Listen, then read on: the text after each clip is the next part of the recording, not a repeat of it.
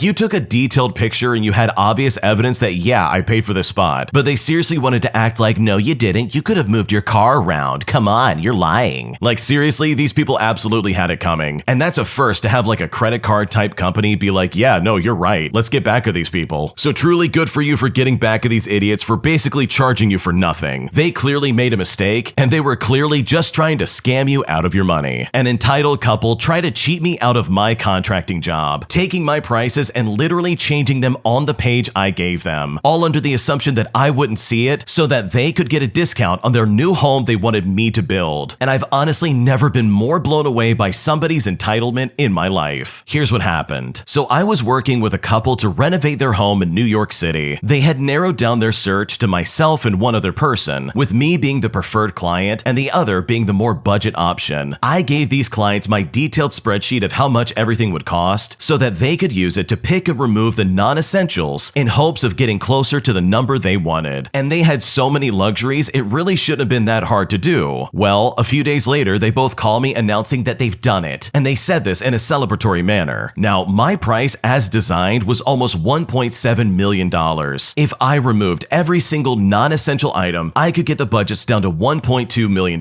So I opened the sheet and they had somehow got down to $955,000. I look through it briefly and see literally nothing has been removed. So we are about $600,000 or more lower to build the same house. So I call the client to ask if I have the right spreadsheet, and the wife answers and says, "Oh, sorry, maybe not. I'll resend it." They resend it and we remain on the phone to go through it together. But guess what? It's the same thing, same pricing, same sheet. I tell the client I'll call her back, and I open up the original sheet and I put it side by side, as I can't really see what's changed initially. But I finally saw what happened about a minute later. The first thing I notice is the fancy $7,000 archway, which in the spreadsheet was closer to $10,000, with all the markups included, but the base price was $7,250. They had simply gone to that number and changed it to $1,750. I keep looking and they have gone through the whole spreadsheet and done this. Another example of this is that they wanted this custom railing as well as a staircase on this exterior metal deck. This was an item they were to remove based on our conversations. This particular service was $25,000 or so, but they changed it to $8,000. And trust me when I say this, there were so many other examples besides this one. I call the client still incredibly confused, and I'm thinking to myself, okay, maybe they didn't want to spend $10,000 on the fancy archway, so they thought maybe we could do it for $2,000 instead or something like that. But when I asked them what happened, I was honestly amazed by their entitlement, as they said things that I seriously never expected. The client said to me, "We just adjusted some numbers until we came up with our budget." So I said to them, "Okay, to be clear then, in the areas you've lowered my numbers, you're expecting less, correct? For example, with the archway, you want me to just put regular trim detail there, or whatever $1,750 can buy, right?" At this point, the client sounded confused.